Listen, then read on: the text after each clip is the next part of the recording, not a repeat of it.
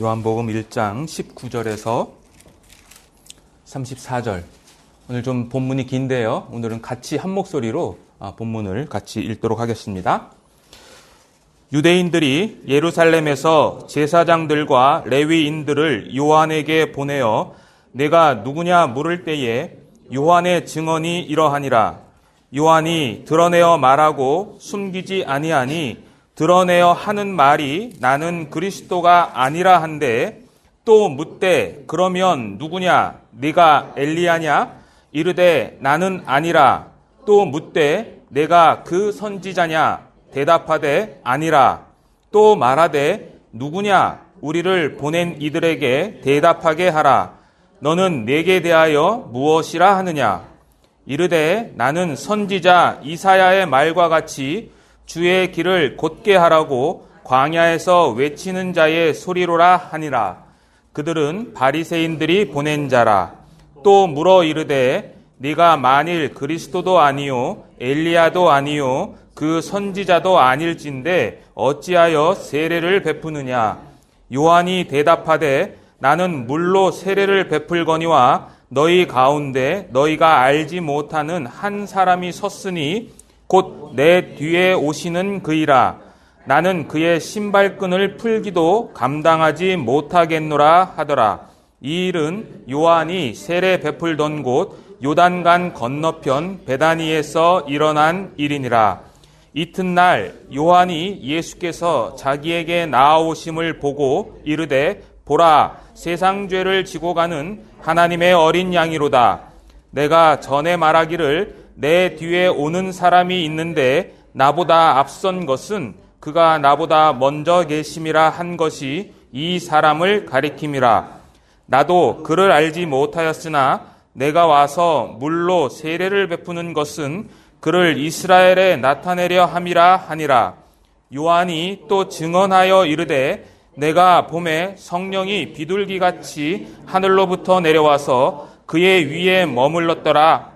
나도 그를 알지 못하였으나 나를 보내어 물로 세례를 베풀라 하신 그이가 나에게 말씀하시되 성령이 내려서 누구 위에든지 머무는 것을 보거든 그가 곧 성령으로 세례를 베푸는 이인 줄 알라 하셨기에 내가 보고 그가 하나님의 아들이심을 증언하였노라 하니라. 오늘 요한복음 1장에 기록된 요한의 증언에 대해서 증언자라는 제목으로 말씀을 나누도록 하겠습니다. 오늘 방금 읽으신 이 본문은 요한복음 1장 1절에서 18절까지 이어지는 프롤로그가 있는데 그 뒤에 참빛 되시는 예수님께서 드디어 공생애의 첫 주간을 시작하는 날을 묘사하고 있습니다. 그래서 이 첫 번째 공생애의 첫 주간이 언제까지 이어지냐면 2장 11절까지 이어져요. 그래서 오늘 읽으신 이 19절에서 34절은 그 첫 주간이니까 7일 동안의 일 중에서 첫째 날과 둘째 날에 있었던 이야기입니다. 사실 이 요한복음 1장 19절에서 2장 11절까지의 이 7날은 창세기의 천지창조의 구조와 유사한 구조를 갖습니다. 그래서 이 본문을 읽으시면 이튿날이라고 하는 단어가 계속해서 반복합니다. 19절에서 28절이 첫째 날이에요. 첫째 날. 이 첫째 날은 세례 요한이 자신에 대해서 증언하는 날입니다. 그래서 세례 요한은 자신이 그리스도가 아니다라고 이야기를 합니다. 둘째 날은 1장 29절에서 34절까지인데 29절에 보면 어떤 말로 시작하죠? 이튿날이라는 단어로 시작합니다. 둘째 날이에요. 이 둘째 날은 세례 요한이 예수님에 대해 증언하는 날이에요. 즉 예수님은 하나님의 어린 양이고 하나님의 아들이시다라는 이야기를 하는 날이에요. 셋째 날은 1장 35절입니다. 35절도 뭘로 시작하죠? 또 이튿날. 이 셋째 날은 35절부터 39절까지 이어지는데 이 셋째 날에는 세례 요한의 증언으로 말미암아 자신을 따르던 제자 2명이 예수님을 따르는 날입니다. 이게 셋째 날이에요. 넷째 날은 문맥상 40절에서 42절인데 이날은 안드레가 베드로를 예수님께 데려온 날입니다. 그리고 다섯째 날은 1장 43절에서 51절인데 43절도 이튿날이라는 단어로 시작합니다. 이게 다섯째 날인데 이날은 예수께서 빌립을 부르시고 또 빌립이 나다니엘을 불러서 예수님과 만나게 하는 날입니다.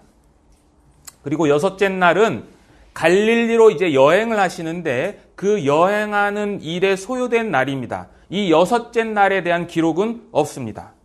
일곱째 날은 2장 1절이에요. 2장 1절 한번 보시면 어떤 단어로 시작하냐면 사흘째 되던 날입니다. 여기서 사흘째 되던 날이라는 것은 유대적 계산법으로 5일째로부터 4일째예요. 그러니까 예수께서 빌립을 부르시고 빌립이 나다니엘을 부른 날로부터 3일째 되는 날, 드디어 갈릴리 가나에 가셔서 혼인잔치에 참석하는 날이 일곱째 날입니다.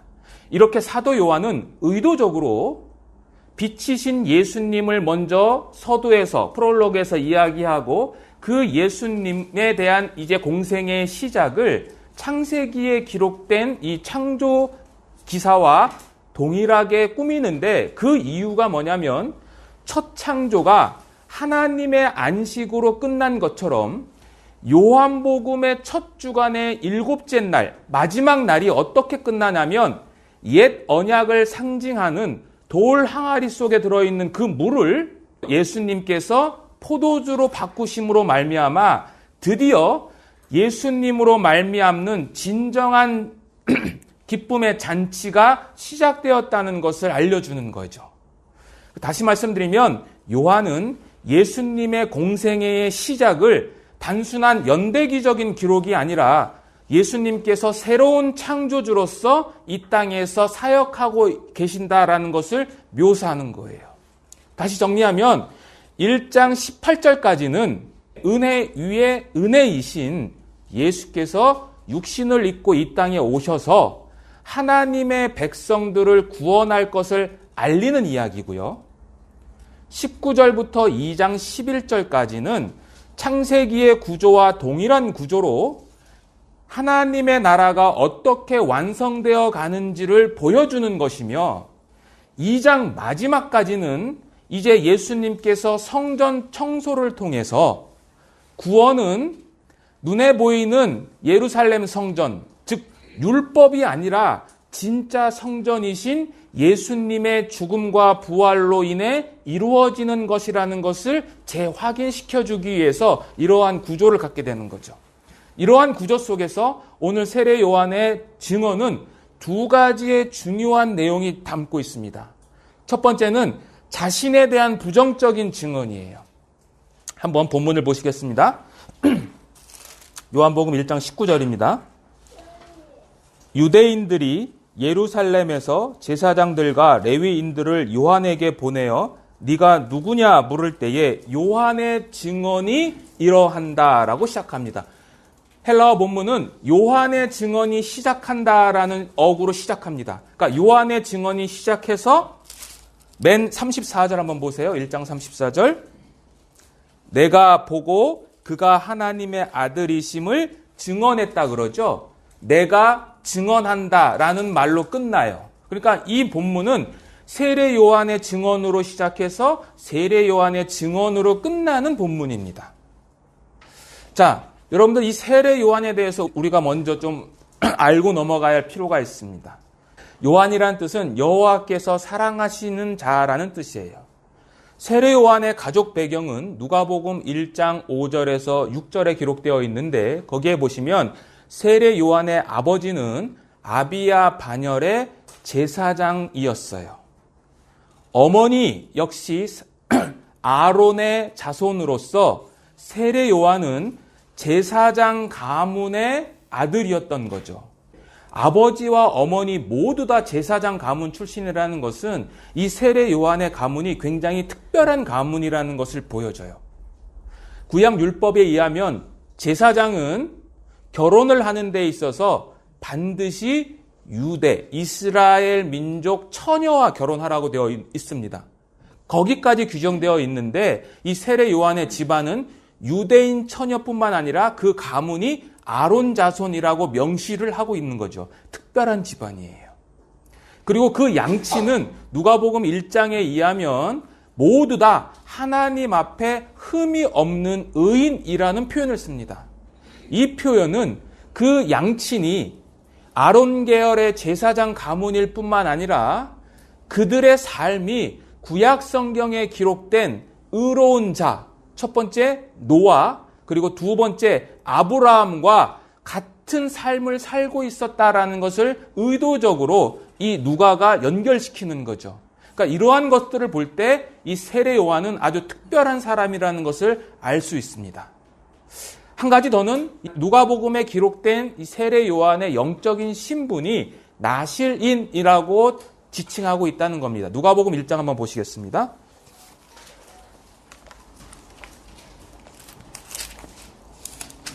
누가복음 1장 15절 제가 읽겠습니다. 이는 그가 주 앞에 큰 자가 되며 포도주나 독한 술을 마시지 아니하며 모태로부터 성령의 충만함을 받아라고 기록하고 있습니다. 여기 보시면 세례 요한이 주 앞에 큰 자가 될 뿐만 아니라 포도주나 독한 술을 마시지 아니하였다라는 이 말은 그가 아직 구약 시대의 마지막 선지자로서 나실인의 신분을 갖고 출생했다라는 것을 보여줍니다. 나실인은 하나님께 구별된 사람입니다. 그래서 구약 성경에 보면 그 구별된 나실인은 남자나 여자나 구분 없이 나실인이 될 수 있어요. 그리고 이 나실인은 하나님께 특별한 서원을 하는데 그 서원하는 기간이 최소 한 달에서부터 평생 나실인을 살기로 이제 서원을 합니다. 평생 나실인으로 산 사람 중에 가장 대표적인 인물이 바로 삼손입니다. 네, 삼손. 그런데 이 나실인은 세 가지의 특별한 금지 사항이 있었는데 첫 번째는 포도주와 포도소산물을 먹는 것을 금지했습니다. 이 말은 포도는 구약 성경에 보면 세상의 기쁨을 상징하는 겁니다. 그래서 하나님께 특별히 바쳐진 사람은 세상의 기쁨으로 만족해서는 안 된다라는 것을 보여주는 거고요. 두 번째 금지된 게 뭐냐면 시체를 접촉하는 것을 금지합니다. 왜냐하면 시체라는 것은 죽음을 상징하죠. 죽음은 하나님의 속성과 정면으로 배치됩니다. 그래서 시체를 금지하는 것이고 마지막은 머리 자르는 것, 삭발을 금지하죠. 머리를 자른다는 것은 인위적인 미예요. 사람이 인위적으로 자신을 가꾸는 것인데 이 나실인은 자신을 가꾸는 사람이 아니라 전적으로 하나님 앞에 헌신된 삶을 살아야 한다는 의미에서 이 삭발을 금지했습니다. 아무튼 이 나실인의 규례가 바로 오늘 세례 요한에게도 적용되어 있다는 것입니다. 그래서 세례 요한은 나실인이고 더 중요한 것은 모태로부터 성령의 충만함을 받았던 인물이라는 겁니다. 그래서 예수님은 마태복음 11장에 여자가 낳은 자 중에 세례 요한보다 더 큰 자가 없다라고 이야기를 했어요. 이 말은 이 세례 요한은 구약 시대의 마지막 선지자였는데 선지자가 할 일은 단 하나예요. 예수님이 오신다라는 것을 증거하는 것인데 모든 선지자보다 세례 요한은 바로 앞에서 예수님이 그분이시다라고 증거했기 때문에 예수님께서 여자가 낳은 자 중에 이보다 더 큰 자가 없다라고 말씀하신 것입니다. 근데 이 세례 요한의 삶을 보시면 한 가지 독특한 것이 있는데 세례 요한은 예수님으로부터 큰 자라는 지칭을 얻었음에도 불구하고 그는 그의 삶 동안 단 한 번의 이적도 행하지 않았어요. 이게 독특한 거예요. 오늘날도 마찬가지죠. 오늘날도 이적을 통해서 하나님 앞에 큰 자가 되는 것이 아니라 예수님을 정확하게 전하는 자가 바로 하나님 앞에 큰 자가 된다라는 것을 보여주는 것입니다. 자, 이러한 세례 요한이 오늘 자신의 증언을 통해서 예수님을 증거하는 것입니다. 그래서 방금 전에 읽었던 이제 세례 요한에게 유대인들이 사람을 보냅니다. 유대인들이라고 하는 이 단어는 요한복음에서 약 70번 정도 등장하는데 전부 다 예수님을 대적하는 자들을 일컫는 전문 용어입니다. 근데 여기서는 누가 왔냐면 24절 한번 보세요. 다시 한번 본문 돌아가시면 1장 24절에 보시면 그들은 바리새인들이 보낸 자라라고 되어 있죠. 제사장들과 레위인들, 종교가들을 보낸 거죠. 그래서 이제 물어봅니다. 세 가지에 대해서 물어봅니다. 첫 번째는 네가 그리스도냐죠. 20절 보겠습니다. 요한이 드러내어 말하고 숨기지 아니하니 드러내어 하는 말이 나는 그리스도가 아니라 한데. 첫 번째 질문은 네가 그리스도냐라는 질문이었습니다. 예수님 당시에 유대인들에게는 메시아에 대한 소망이 널리 퍼져 있었습니다. 그래서 당시 많은 사람들은 구약에 예언된 다윗 가문의 메시아가 오기를 열망하였고 어떤 이들은 그렇게 다윗 가문뿐만 아니라 제사장적인 메시아의 도래를 대망했어요.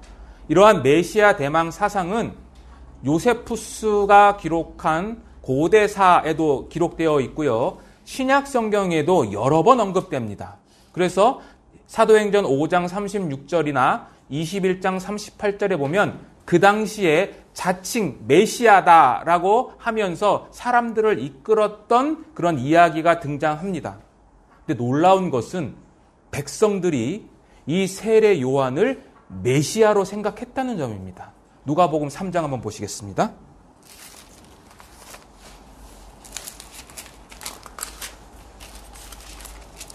누가복음 3장 15절입니다.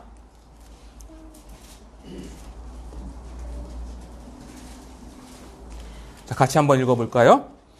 백성들이 바라고 기다림으로 모든 사람들이 요한을 혹 그리스도신가 심중에 생각하니. 예. 이 세례 요한이 엄청난 이 영적인 부흥을 일으켰거든요. 그 당시에. 그래서 많은 사람들이 이 세례 요한이 바로 구약 성경에 기록된 메시아라고 생각을 했던 거죠. 그래서 네가 그리스도냐라고 질문을 했고 세례 요한은 그 질문에 대해 단호하게 나는 그리스도가 아니다라고 답변을 한 거죠. 두 번째 질문은 네가 엘리야냐라는 질문입니다. 21절 보겠습니다. 본문 돌아가셔서 1장 21절에 보면 또 묻되 그러면 누구냐? 네가 엘리야냐? 이르되 나는 아니라. 두 번째 질문은 엘리야냐라는 질문이에요.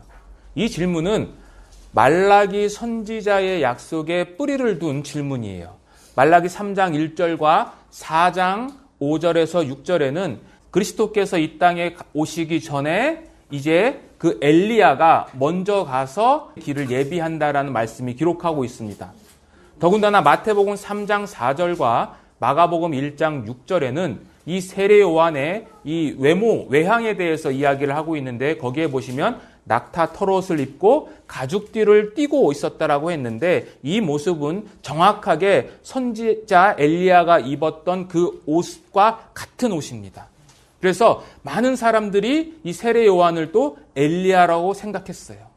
그리고 그 당시에 유대인들은 그리스도를 기다린 것처럼 당연히 그리스도 앞에 오실 엘리야를 기다렸어요.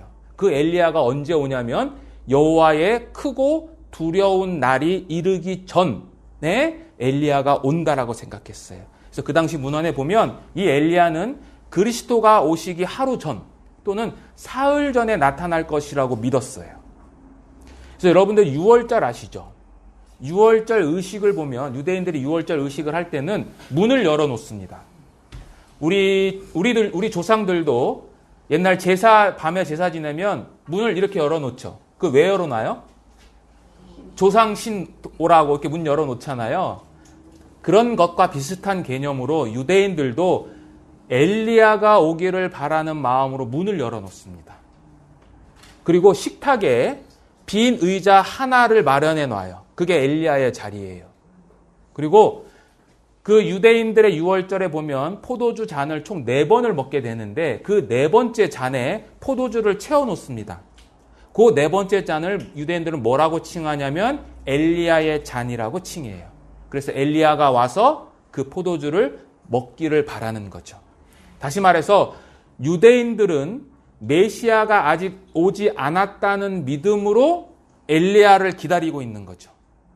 그래서 결론적으로 네가 엘리야냐라고 물어본 것은 메시아 대망 사상과 직결되는 질문이에요. 그러니까 메시아 사상이 그만큼 이 당시에 유대인들에게 있어서 널리 퍼져 있었던 거죠.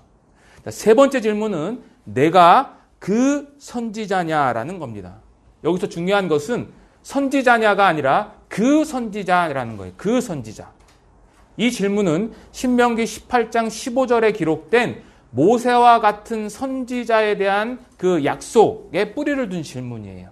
네가 바로 모세가 말씀한 그 선지자냐라고 물어본 거죠. 유대인들은 그 선지자를 종말에 나타날 특별한 사람으로 생각했어요. 그래서 요한복음에도 보면 이 그 선지자를 이 많은 사람들이 기다렸다라는 것을 보여주는 구절들이 몇 구절이 있는데 두 군데만 찾아보겠습니다. 요한복음 6장입니다.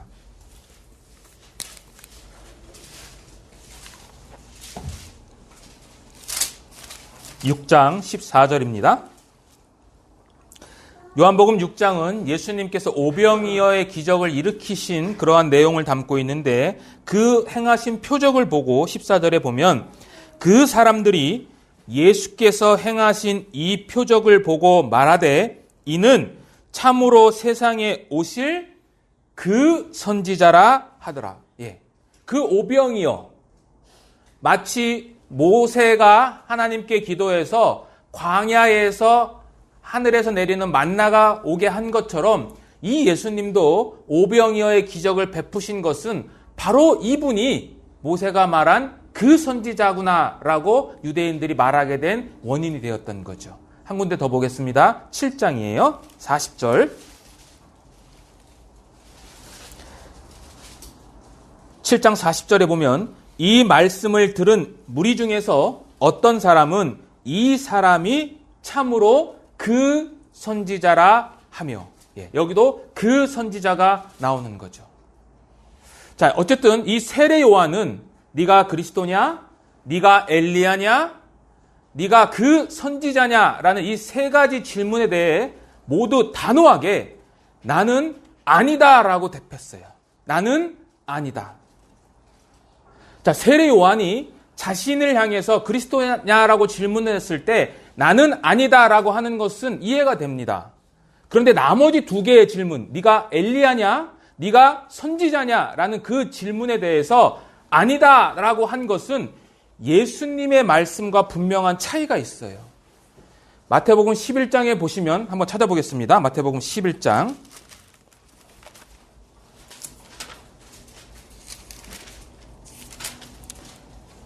13절 보시겠습니다. 13절.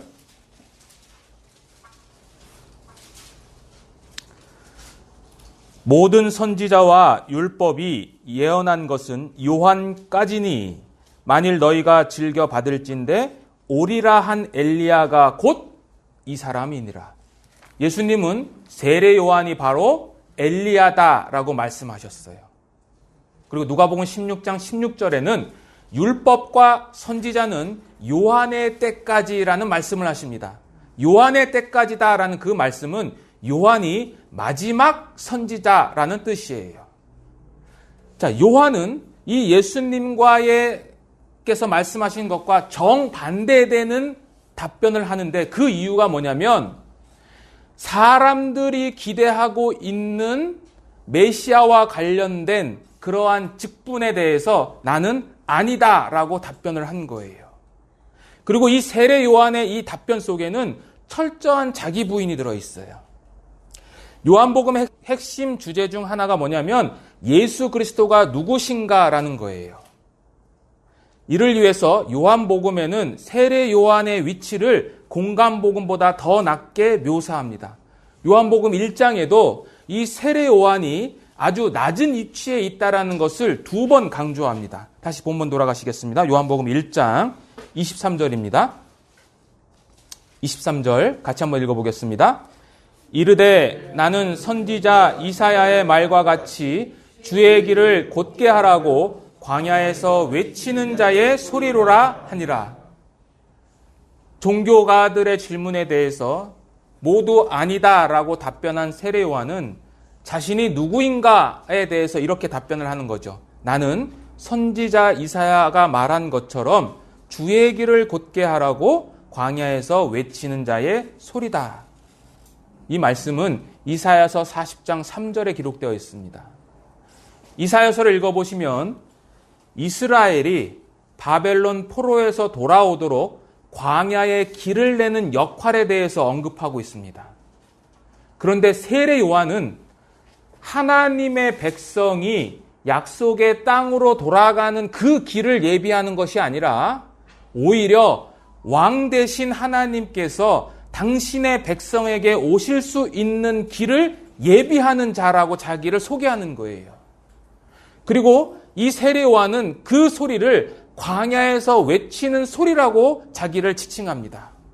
광야는 누가복음 3장 2절에 의하면 빈들이에요. 광야는 빈들입니다. 빈들이 상징하는 것이 무엇일까요, 여러분들? 세례 요한이 광야, 빈들에서 외쳤다라는 것이 우리에게 어떠한 교훈이 있을까요? 이사야서 40장 3절에 보면 왕이신 하나님의 도래를 준비하는 자가 머무는 곳이 어디냐면 빈들이에요. 한번 이사야서 40장 한번 보시겠습니다. 이사야서 40장.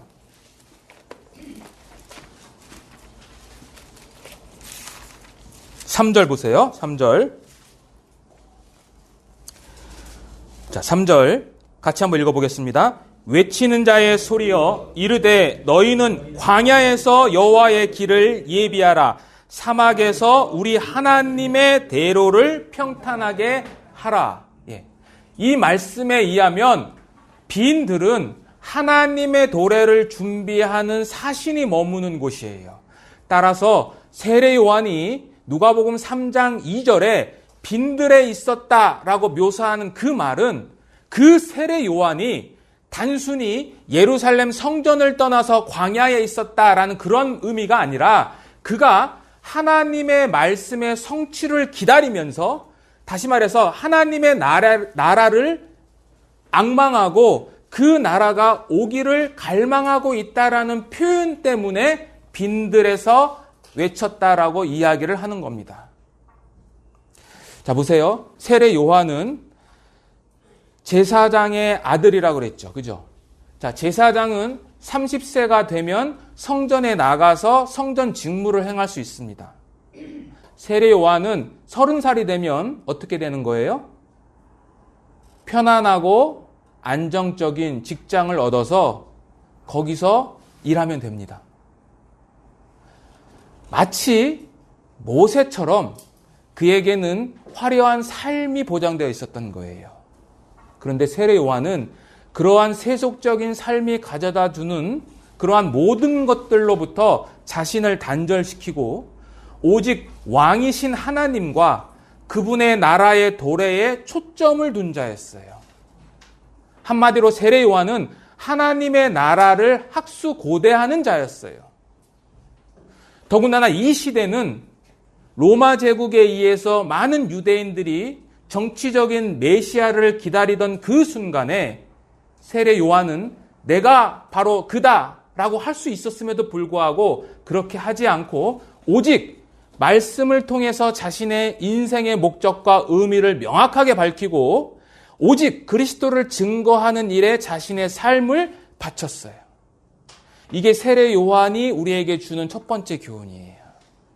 그가 내가 아니다라고 부인하는 것은 단순히 그냥 말뿐이 아니라 그의 삶을 통해서 철저하게 그리스도인의 증언자라면 이러한 삶을 살아야 한다는 것을 우리에게 묘사하고 있는 거죠. 그럼 이 세례 요한이 어떻게 해서 이러한 삶을 살 수 있었을까요? 그것은 하나님의 말씀이 세례 요한에게 임했기 때문입니다. 말씀이 임한 거예요. 이게 굉장히 중요한 거죠. 하나님의 말씀이 임한다라는 것은 하나님의 사자가 된다는 거죠. 하나님의 메신저가 된다는 거잖아요.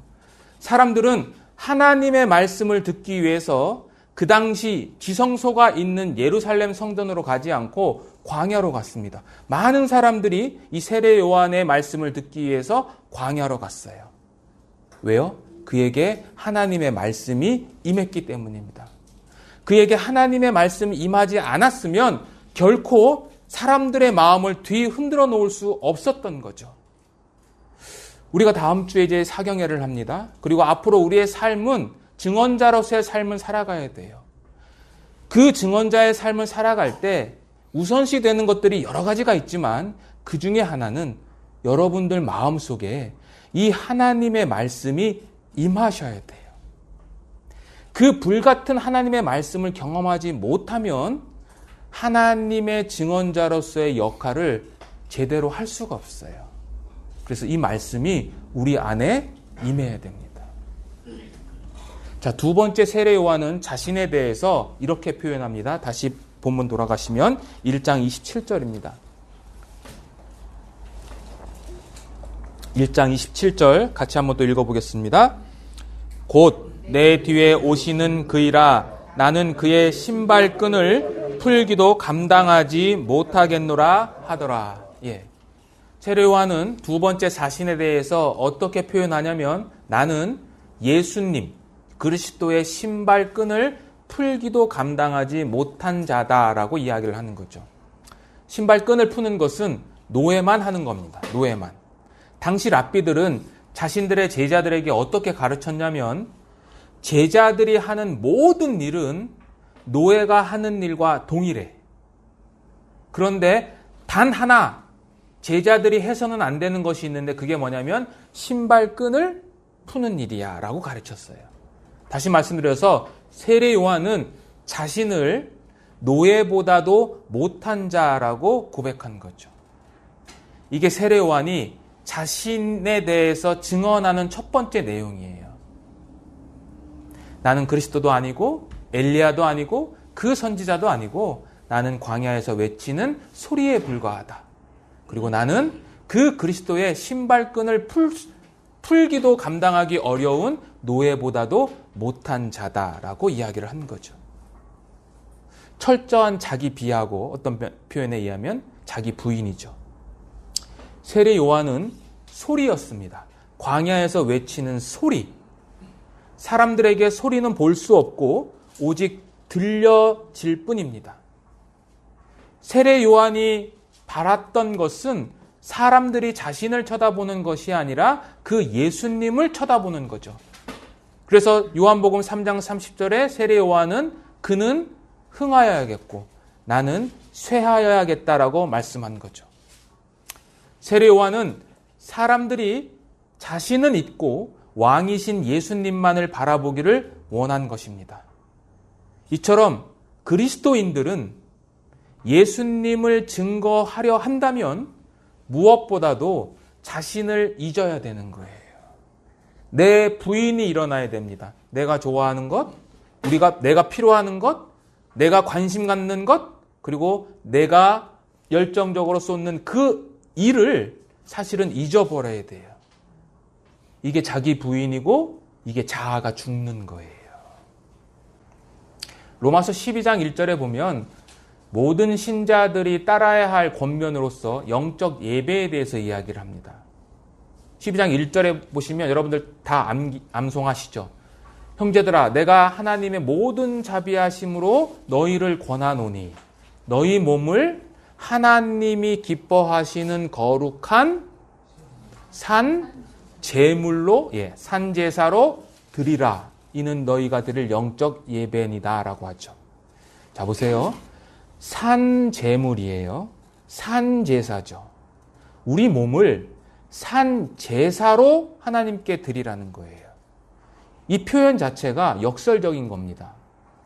왜냐하면 정상적인 의미에서 제사는 산 것을 바치는 게 아니라 죽은 짐승을 바치는 거예요. 죽은 것을 바치는 건데 사도 바울은 그것이 아니라 산 제물을 바치라는 거죠. 이 말이 어떤 의미일까요? 이게 바로 자기 부인이에요. 이 로마서 12장 1절은 육체적인 죽음을 강조하는 게 아니라 하나님께서 우리에게 원하시는 것이 뭐냐면 너희가 너희들의 능력을 믿는 것, 너희의 자아를 믿는 것, 그것으로부터 죽고 그 죽은 너희가 이제 하나님께 돌아와서 하나님께 모든 것을 맡기라고 하는 그러한 의미로서 이 산 제사를 말하는 거예요. 한마디로 말씀드려서 자아에 대한 죽은 우리를 하나님께 바치라는 거죠. 이게 자아가 죽는다는 거예요. 자아가 죽는다는 게 내가 아무것도 안 하고 있으면 하나님이 나를 이끌어 가신다 이런 게 아니라 나를 철저하게 부인하는 삶, 그게 자아가 죽는 삶이에요. 예수님께서 누구든지 나를 따르려거든 어떻게 하라고 그랬습니까? 자기를 부인해라. 그러니까 내가 할 수 있다라는 것을 부인해라라고 이야기를 하는 겁니다. 그리스도를 증거하는 일은 눈에 보이지 않는 영적인 세력과의 싸움이죠. 에베소서 6장에 이걸 잘 나타나 있습니다. 그 악한 영들, 사단과 그 휘하에 있는 졸개들을 우리의 능력으로 대적할 수 있어요? 불가능합니다. 우리는 우리의 능력과 온갖 수단을 동원해도 그들을 대적할 수 없어요. 어떤 인간도, 어떤 인간의 힘으로도 설령 모든 인류가 힘을 합쳐서 악의 권세를 대적한다고 해도 결코 이길 수가 없어요. 불가능합니다. 그 악의 세력을 이길 수 있는 힘은 오직 하나님으로부터만 내려와요. 하나님만 가능하세요. 따라서 우리를 부인하고 하나님께 온전히 의지하는 것은 당연한 거예요. 우리가 그리스도를 증언하는 일이 바로 이러한 것들을 통해서 이루어진다라는 겁니다. 그래서 세례 요한은 그 예수님을 증언하기 전에 철저히 자기를 부인했어요. 3번 부인했어요. 나는 아니다, 나는 아니다, 나는 아니다. 자기를 사라지게 하는 메시지예요. 내가 없어지는 메시지예요. 나는 아니다 라는 이 고백이 베드로도 했어요. 3번이나 동일한 헬라어예요. 베드로는 뭘 부인한 거죠? 나는 그리스도의 제자가 아니다 라고 부인했죠. 세례 요한은 뭘 부인한 거죠? 나는 그리스도가 아니다. 베드로는 그리스도를 부인했어요. 세례 요한은 자기 자신을 부인했어요. 베드로는 나는 아니다 라는 그 말 속에는 주님을 배신하고 굴욕적인 말이에요. 세례 요한의 나는 아니다 라는 말은 겸손과 자신을 낮추는 말이에요. 우리는 세례 요한이 외친 나는 아니다 라는 그 말씀이 우리에게 적용되셔야 돼요. 나는 아니에요. 우리는 아닙니다. 오직 하나님만 가능하세요. 이게 세례 요한의 첫 번째 증언으로부터 우리가 얻을 수 있는 가장 중요한 교훈입니다. 자, 두 번째는 이제 세례 요한은 예수님에 대해서 증언합니다. 예수님에 대해서 증언하는데 다시 본문 돌아가시겠습니다. 1장 29절입니다. 증언은 크게 두 가지로 요약됩니다. 1장 29절에 보면 이튿날 요한이 예수께서 자기에게 나아오심을 보고 이르되 첫 번째 증언입니다. 보라, 세상 죄를 지고 가는 하나님의 어린 양이로다. 이게 첫 번째 증언이에요. 세례 요한은 예수님을 증언하기 전에 자신의 정체성에 대해서 증언하고 그 다음에 예수님에 대해서 증언합니다. 하나님의 어린 양이라는 이 의미는 그 앞에 있는 세상 죄를 지고 간다라는 이 수식어에 대해 때문에 4가지의 의미를 가져요.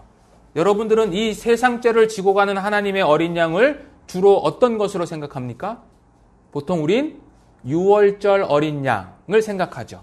예, 맞습니다. 유월절 어린 양이라는 의미가 이 안에 담겨져 있습니다.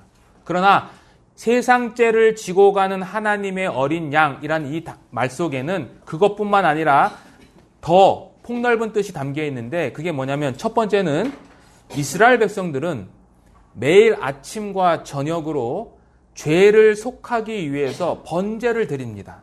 그게 출애굽기 29장에 기록되어 있는데, 그 번제로 드려지는 그 제물이 어린 양으로 되어 있어요. 그러니까 죄를 제거한다라는 뜻이 그 안에 담겨 있는 거죠. 두 번째는 속죄제가 있는데, 이스라엘 백성들이 죄를 지으면 속죄제를 짓습니다. 그 속죄제는 신분에 따라서 이 속죄 제물이 달라지는데, 제사장들은 소를 바치는 반면 일반 백성들은 흠 없는 어린 암양을 바치라고 합니다. 그러한 의미도 여기 담겨져 있어요. 그리고 나머지 하나는 뭐냐면 이사야서 53장 7절에 보면 이 그리스도에 대해서 묘사하는 내용 중에 이 그리스도를 어떻게 묘사하냐면 도살장으로 끌려가는 어린 양으로 묘사합니다. 자, 이렇게 총 4가지의 의미를 담고 있는데, 요한복음에서 가장 강조되는 것은 유월절 어린 양이에요. 그래서 요한복음 19장 14절 한번 보시면은요. 19장 14절 한번 보시겠습니다. 예, 요한복음 19장 14절에는 한번 같이 한번 읽어보겠습니다. 잠시만. 준비일이요 때는 제6시라 빌라도가 유대인들에게 이르되 보라 너희 왕이로다. 이 말씀은 빌라도가 예수님에 대해서 사형 선고를 내리는 날인데, 그 날을 유월절 전날 12시 정오라고 이야기를 합니다. 유월절 전날을 굳이 넣은 이유가 있어요. 왜냐하면 이 당시에 제사장들이 성전에서 유월절 양을 잡기 시작하는 때가 바로 이때입니다. 그래서 이 사도 요한은 유월절 양과 예수님을 접목시키기 위해서 이 구절을 의도적으로 집어넣은 거죠. 36절 보겠습니다. 36절, 19장 36절. 이 일이 일어난 것은 그 뼈가 하나도 꺾이지 아니하리라 한 성경을 응하게 하려 함이라. 예수님의 뼈가 하나도 꺾이지 않았다는 사실을 이제 구약 성경의 예언의 성취로 보는 거죠. 즉 출애굽기 12장 46절에 유월절 양의 뼈를 꺾어서는 안 된다라는 그 말씀을 예수님에게 이게 적용한 겁니다. 그래서 세상죄를 지고 가는 하나님의 어린 양이라고 하는 것은 가장 대표적으로 유월절 그 어린 양을 말하는 거죠. 근데 저는 오늘 이 유월절 어린 양을 통해서 우리에게 주는 교훈을 다른 것으로 좀 생각해 봤습니다. 그것이 뭐냐면 예수님을 하나님의 어린 양이라고 외친 것은 당시 사람들이 원했던 것과는 전혀 다른 차원의 말이죠. 왜요? 사람들은 그 그리스도를 뭘로 원했냐면 앞에서 말씀드린 것처럼 그리스도, 그 선지자, 즉 자신들을 로마 제국으로부터 해방시켜줄 정치적인 왕을 갈망했는데, 그와는 전혀 정반대인 세상 죄를 지고 가는 어린 양이라고 묘사했다라는 것은 복음이 이와 같다라는 거예요. 우리가 전하는 복음은 사람들이 듣고 싶어하는 말, 사람들이 원하는 말을 들려주는 게 아니라 사람들에게 필요한 말을 전달하는 거죠. 그 필요한 말이 그 사람들에게는 전혀 이해되지 않고 그 사람들은 그것을 온전히 알 수 없을지라도 복음을 전하는 자는 그 말씀을 전해야 한다는 거죠. 이게 첫 번째 제가 느꼈던 교훈이고, 두 번째는 이 하나님의 어린 양이라고 선포하는 이 메시지는 구속의 메시지인 동시에 다른 사람들을 예수님께 보내도록 하는 길을 예비하는 메시지예요. 요한복음 1장 35절 한번 보세요. 자, 35절, 이게 셋째 날입니다. 자, 35절. 또 이튿날 요한이 자기 제자 중 두 사람과 함께 섰다가 예수께서 거니심을 보고 말하되, 같이 한번 읽어보겠습니다. 보라, 하나님의 어린 양이로다. 똑같이 이야기하죠. 보라, 하나님의 어린 양이로다. 그 결과 37절 같이 읽겠습니다. 두 제자가 그의 말을 듣고 예수를 따른. 하나님의 어린 양이라는 그 메시지는 사람들을 예수님께 보내는, 예수님께 안내하는 말이에요. 복음의 메시지는 불변해요. 세례 요한이 이스라엘 모든 사람들에게 외쳤던 그 말이나 자기를 따르던 두 제자에게 했던 말이나 동일해요. 세례 요한은 자신에게 맡겨진 사명에, 그리고 하나님이 보내신 그 목적에 따라서 충실히 순종했다라는 것을 보여줍니다. 자신의 증언을 통해서 사람들을, 그리고 자신의 제자를 예수님께 보냈습니다. 1장 6절 한번 보겠습니다. 1장 6절, 6절, 7절 같이 읽겠습니다. 하나님께로부터 보내심을 받은 사람이 있으니 그의 이름은 요한이라. 그가 증언하러 왔으니 곧 빛에 대하여 증언하고 모든 사람이 자기로 말미암아 믿게 하려 함이라. 이 일을 세례 요한은 그대로 했다라는 것을 오늘 본문을 통해서 보여줍니다.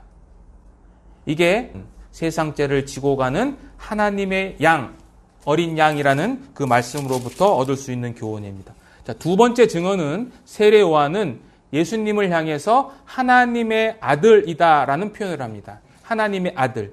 이 하나님의 아들이라는 표현은 요한복음에 총 7번 등장하는데 하나님과 예수님 사이에 친밀한 관계를 묘사하는 말이에요.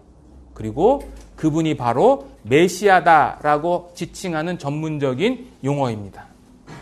당시 많은 종교가들은, 그리고 유대인들은 구약 성경을 읽고 연구했고 나아가서 구약 성경에 약속된 메시아를 기다렸습니다. 그런데 단 한 사람도 그 예수께서 오셨을 때에 그분이 세상 죄를 지고 가는 하나님의 어린 양인 동시에 하나님의 아들이심을 깨닫지 못했습니다. 요한복음 1장 5절에 말씀한 것처럼 한마디로 암흑의 시대였어요. 또한 제사장의 아들이었던 세례 요한 역시 처음에는 알아보지 못했어요. 그 말씀이 기록되어 있죠. 33절에 보세요. 1장 33절에 나도 그를 알지 못했다라고 그러죠. 세례 요한도 알지 못했어요, 처음에는. 그런데 어떻게 세례 요한이 이 예수님에 대해서, 예수님의 정체성에 대해서 정확하게 말씀할 수 있었을까요? 하나님의 말씀, 하나님의 계시, 그리고 성령이 임하시는 것을 봤을 때 그것이 가능했다는 거죠. 33절에 보시면 나도 그를 알지 못하였으나 나를 보내어 물로 세례를 베풀라 하신 그이가 나에게 어떻게 했어요? 말씀하시되. 하나님의 말씀이 임하니까 그 세례 요한이 알아보지 못했던 예수님을 알아본 거죠. 예수님은 세례 요한과 이종사촌지간이잖아요. 육신적으로는. 그러니까 얼마든지 인간적으로 해석할 수 있음에도 불구하고 그에게 하나님의 말씀이 임하니까 전혀 다른 차원의 예수님을 발견하게 된 거죠. 다시 말씀드려서 예수님을 알아보는 것은 인간의 지혜와 지식으로는 불가능합니다. 인간 예수를 하나님의 아들로 알아볼 수 있는 그 능력은 오직 하나님의 말씀에 의해서만 가능합니다. 그 말씀이 임할 때에 영적인 눈이 뜨입니다. 그 말씀이 임할 때에 유월절 그 양이 바로 나를 위해 준비하신 양이라는 사실을 깨닫게 됩니다. 오직 하나님의 은혜로 말미암습니다. 우리는 하나님의 말씀이 임하지 않으면 결코 그를 알지 못한다라는 사실을 우리는 명심해야 됩니다. 그래서 복음 전도가 뭐냐면 그분께서, 하나님께서 불신자에게 이 성경을 통해서 직접 말씀하시도록 하는 데에 있어요.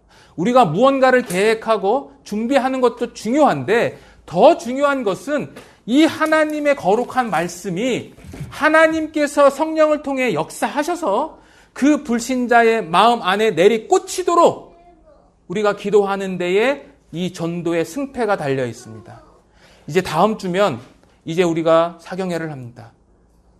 준비하는 자와 또 함께 기도하는 자가 우리가 모두가 이 하나님의 말씀이 그 사람들에게 임할 수 있도록 우리는 간절히 기도해야 됩니다.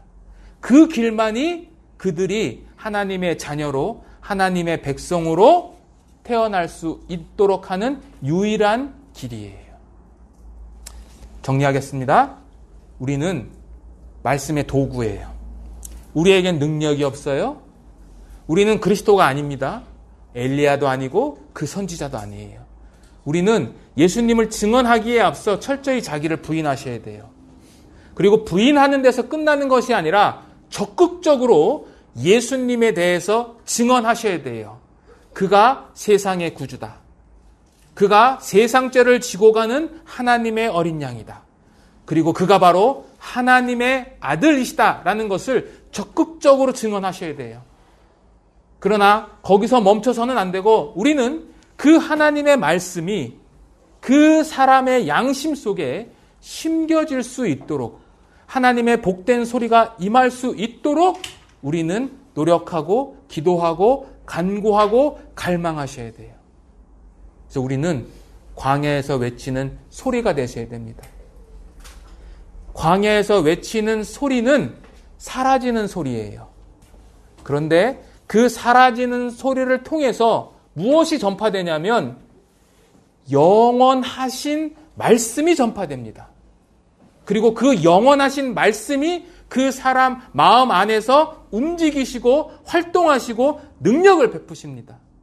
우리는 소리에 불과하지만 이 하나님의 말씀의 능력을 믿고 우리가 다 같이 이 증언자로서의 삶을 사셔야 할 것입니다. 기도하겠습니다.